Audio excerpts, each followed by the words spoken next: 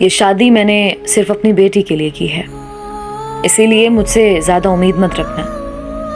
वो उसे अपने बेड पर रिवायती दुल्हनों की तरह बैठे देखकर नागवारी से बोला, तुमने ये सोचा होगा कि तुम मुझसे शादी करके मुझे हासिल कर लोगी, तो ये सिर्फ भूल है आपकी, क्योंकि मेरे दिल में मेरी पहली बीवी बसती है।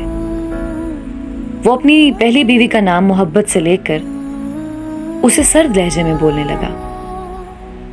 ये फूलों से सजा कमरा कभी तुम्हारा नहीं होगा।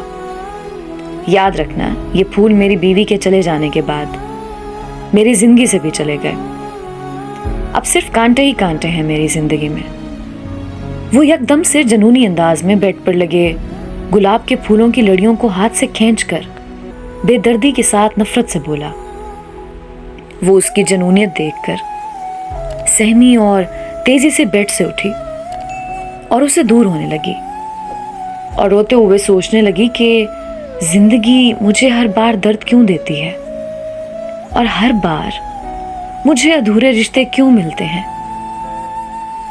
वो सख्ती से फूलों को फेंककर उसकी जानिब बढ़ा और उसे सख्ती से कंधों से पकड़कर खींचते हुए कमरे से बाहर निकाल दिया और अपनी बेटी के कमरे के सामने पहुंचकर उसे धक्का देकर सख्त लहजे में बोलने लगा, याद रहे कि तुम मेरी मौजूदगी में इस कमरे में रहोगी और अगर तुम्हें कमरे से बाहर देखा ना तो वो दिन तुम्हारा यहां आखिरी दिन होगा।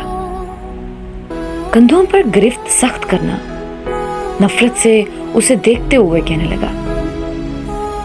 उसे उसके खूबसूरत सरापे को देखकर भी कुछ महसूस नहीं हो रहा था, और कैसे होता, वो एक पत्थर दिल इंसान था।